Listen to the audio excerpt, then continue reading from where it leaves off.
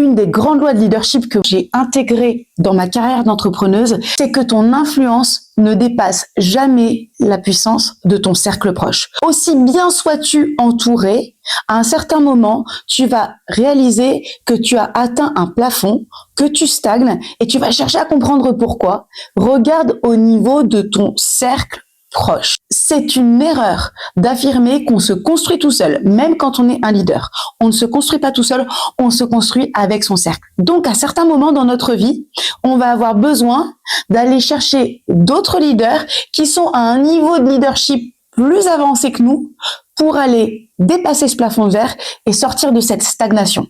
Est-ce que tu partages? Est-ce que c'est quelque chose que tu observes ou que tu as vécu?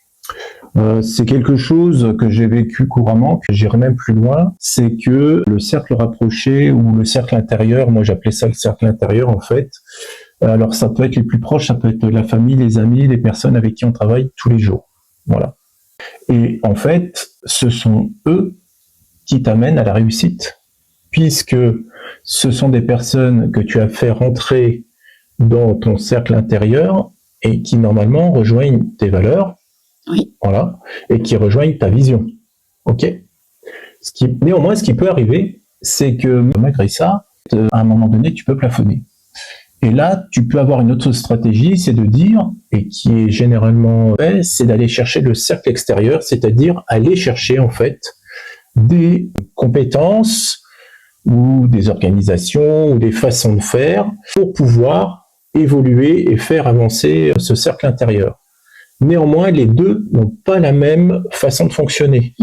Le cercle extérieur, ça fonctionne sur du court terme. Le cercle intérieur, tu es toujours sur du long terme. C'est vrai. Par exemple. Et on a plein de critères comme ça qui sont complètement différents. Donc la relation n'est pas du tout la même. Mais une fois qu'on a compris le fonctionnement, le leader doit sans cesse faire en sorte que ce modèle évolue et puisse faire avancer en compétence, en efficacité l'ensemble des membres et de trouver à chaque fois un nouvel exemple ou des nouveaux exemples à l'intérieur ou à l'extérieur pour faire avancer l'organisation.